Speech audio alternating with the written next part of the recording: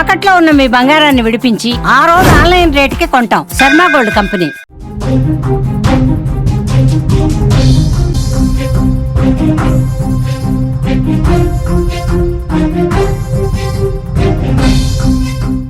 Big breaking news చూస్తున్నాం. అమెరికాలోని New York లో గన్ ఫైరింగ్ సంబంధించిన వార్త. మాన్హాటన్ లో దుండగుడు కాల్పులు జరిపాడు. కాల్పుల్లో 5 చనిపోయారు, పలువురికి గాయాలు కూడా అయ్యాయి. మృతుల్లో పోలీసు అధికారి కూడా ఉన్నాడు. బుల్లెట్ ప్రూఫ్ ధరించి AR రైఫిల్తో ఫైరింగ్ చేశాడు దుండగుడు. భయంతో పరుగులు పెట్టారు ప్రజలు. నిందితుడు 27 ఏళ్ల షేన్ డెవోన్ తమూరాగా గుర్తించారు. పోలీసుల కాల్పుల్లో నిందితుడు హతమైనట్టుగా మనకి సమాచారం వస్తుంది. విజువల్స్లో మనం చూస్తున్నాం ఏ విధంగా ఒక గన్ రైఫిల్ని తీసుకుని అతను లోపలికి వస్తున్నాడు కూడా స్క్రీన్ మీద మనం చూస్తున్నాం. అగ్రరాజ్యం అమెరికాలో మరోసారి కాల్పుల మోత మోగింది. న్యూయార్క్ నగరంలోని ప్రసిద్ధ మాన్హాటన్ ప్రాంతంలో ఓ దుండగుడు గన్తో ఫైరింగ్ చేశాడు. 44 అంతస్తుల ఆఫీసు భవనంలోకి ప్రవేశించి బుల్లెట్ ప్రూఫ్ ధరించి AR రైఫిల్తో కాల్పులు జరిపాడు. ఈ కాల్పుల్లో మొత్తం 5 స్పాట్లోనే చనిపోయారు. మృతుల్లో ఒక పోలీసు అధికారి కూడా ఉన్నాడు. ఈ భవనంలో బ్లాక్ స్టోన్, NFL వంటి ప్రముఖ సంస్థల ప్రధాన కార్యాలయాలు కూడా ఉన్నాయి.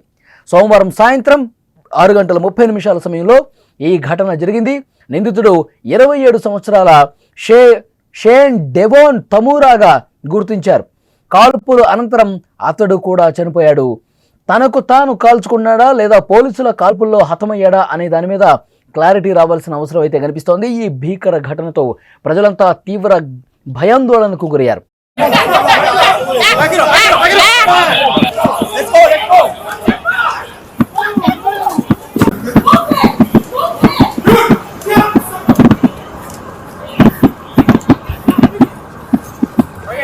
ఈ కాల్పుల మోత మోగగానే భయంతో ఉరుకులు పరుగులు పెట్టారు అక్కడ స్థానిక ప్రజానీకం.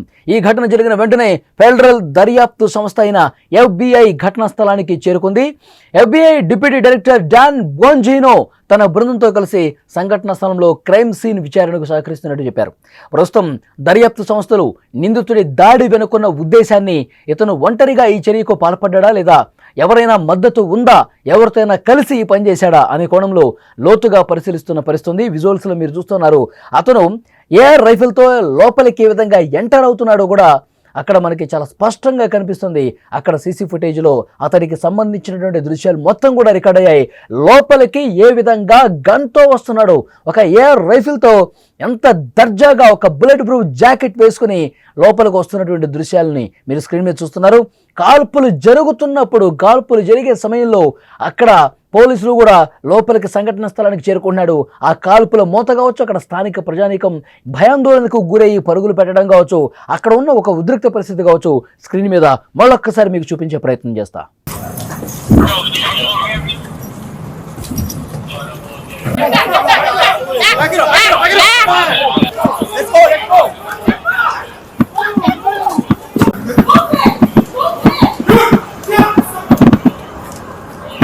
ఘటన జరిగిన తర్వాత ఒక్కసారిగా పోలీసులు అలర్ట్ అయ్యారు. నేరుగా ఆ కాంప్లెక్స్ లోకి వచ్చేశారు. 42 అక్కడ ఫ్లోర్లో ఉన్నటువంటి ఒక అతిపెద్ద భవనంలోకి పోలీసులు వెళ్తున్నటువంటి దృశ్యాలు కూడా మనం చూస్తున్నాం. అగ్రరాజ్యం అమెరికాలోని మరొకసారి కాల్పుల కలకలం చెలరేగింది. న్యూయార్క్ నగరంలో ప్రసిద్ధ మాన్హాటన్ ప్రాంతంలో ఓ దుండగుడు గన్ ఫైరింగ్ చేశాడు.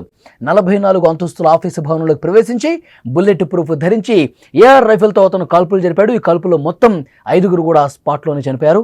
మృతుల్లో ఒక పోలీసు అధికారి కూడా ఉన్నాడు. అతను పట్టుకునే క్రమంలో అతన్ని ముందుగా సజీవుగా పట్టుకునే ప్రయత్నం చేశారు. కానీ అతను గన్ చేతపట్టి ఇంకా హింసకు పాల్పడుతూనే ఉన్నాడు. అతను ఎవరు కనిపిస్తే వాళ్ళని కాల్చే పనిలో ఉన్నాడు. వెంటనే అలర్ట్ అయినటువంటి పోలీసులు అక్కడికి చేరుకొని ఆపే ప్రయత్నం చేశారు, అతన్ని పట్టుకునే ప్రయత్నం చేశారు. ఆ తర్వాత తనను తాను కాల్చుకున్న అతను కూడా చనిపోయాడు. తనను తాను కాల్చుకున్నాడా లేకపోతే పోలీసులు ఎదురు కాల్పులు చేయడంతో చనిపోయాడు అన్న విషయానికి సంబంధించి ఇంకా అధికారిక ప్రకటన రావాల్సిన అవసరం ఉంది. ఆ భవనంలో బ్లాక్ స్టోన్, NFL వంటి ప్రముఖ సంస్థల ప్రధాన కార్యాలయాలు కూడా ఉన్నాయి.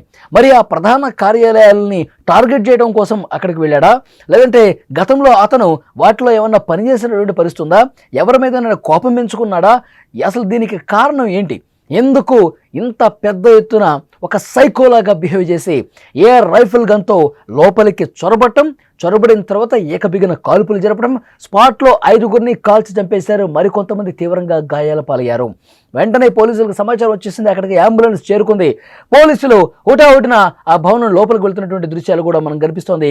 అతను ఏ క్షణం ఎప్పుడైనా సరే ఎవరి మీదైనా సరే దాడులకు పాల్పడే ఉద్దేశం ఉండొచ్చని అక్కడ ఒక మహిళా అధికారి కూడా బ్యాక్ అంటున్నటువంటి దృశ్యాలు కూడా మనం చూస్తున్నాం. ఎవరైనా గాయపడ్డ వాళ్ళని కూడా హుటాహుటిన అంబులెన్స్లో ఆసుపత్రికి తరలిస్తున్నటువంటి దృశ్యాలు కూడా మీరు స్క్రీన్ మీద చూస్తూ ఉన్నారు. పెద్ద ఎత్తున అక్కడ ఒక హింసను ప్రేరేపించే ఉద్దేశంతోనే ఈ విధంగా చేశాడని చెప్పి తెలుస్తోంది. అతని మనసులో ఏముంది, దీని వెనకాల ఎవరి కుట్రన ఉందా, తనకు తానుగా వచ్చి ఈ దారుణానికి పాల్పడ్డా, లేదంటే ఎవరి హస్తమైనా ఉందా, ఎవరైనా పురిగొల్పారా, ఎవరైనా ఈ విధంగా దాడి చేయమని చెప్పారా, ఇవన్నీ కూడా ఇన్వెస్టిగేషన్లో తెలిసే అవకాశం కనిపిస్తోంది. మాన్హటన్లో రక్తపాతం జరిగింది. మాన్హటన్లో చాలా దారుణమైనటువంటి సాయంత్రం గడిచిన పరిస్థితి. అక్కడ ప్రత్యక్షంగా చూసిన వాళ్ళు చెప్తా ఉన్నారు, ఏ మాత్రం భయం బెరుకు లేకుండా లోపలికి ఆ గన్తో చొరబడ్డాడు.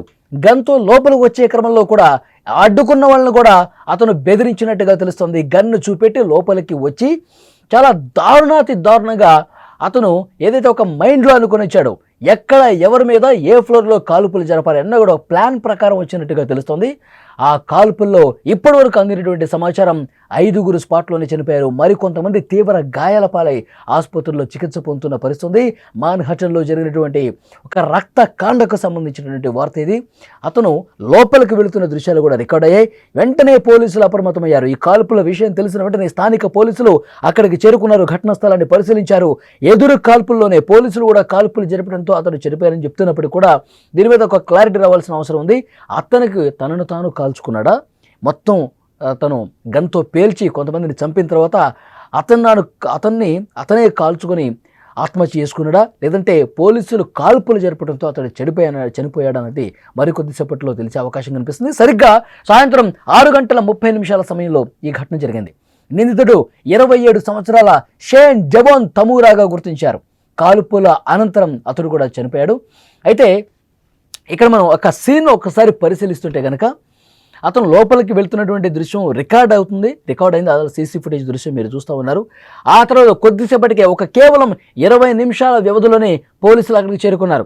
అతను కాల్పులు జరిపిన వెంటనే పోలీసులకు సమాచారం రావడంతో వాళ్ళు హుటాహుటిన చాలా వేగంగా ఆ భవనం లోపలికి వెళ్తున్నటువంటి దృశ్యాలు కూడా మీరు స్క్రీన్ మీద చూస్తున్నారు. ఈ మధ్యకాలంలో మనం చూస్తున్నాం, అమెరికాలో గన్ కల్చర్ ఎక్కువైపోయింది. గన్తో ఇష్టం వచ్చినట్టుగా షాపింగ్ మాల్స్లోకి వెళ్తున్నారు, జన సముదాయంలోకి వెళ్తున్నారు.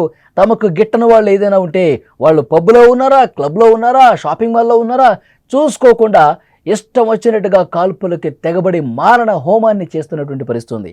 ఈ గన్ కల్చర్ మీద కూడా పెద్ద ఎత్తున విమర్శలు వస్తూ ఉన్నాయి.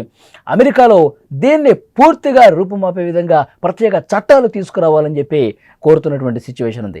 సో అది ఎప్పటికీ మార్పు వస్తుందో తెలియదు, కానీ హింస మాత్రం ఏదో ఒక మూల అమెరికాలో ఇలాంటివి జరుగుతూనే ఉన్నాయి. నిన్న జరిగినటువంటి ఘటనలో 5గురు స్పాట్లోనే చనిపోయారు. మరికొంతమంది ఆసుపత్రుల్లో కొన ప్రాణాలతో కొట్టుమిట్టాడుతున్న పరిస్థితి ఉంది. This guy, he comes out of here with the he's from Palestine. He keeps saying free Palestine. He got his face covered up in the Palestine stuff. He walking out. The police don't pay him no mind. I said it's him. And then they end up getting him.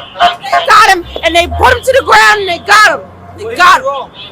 Tried to bomb it up.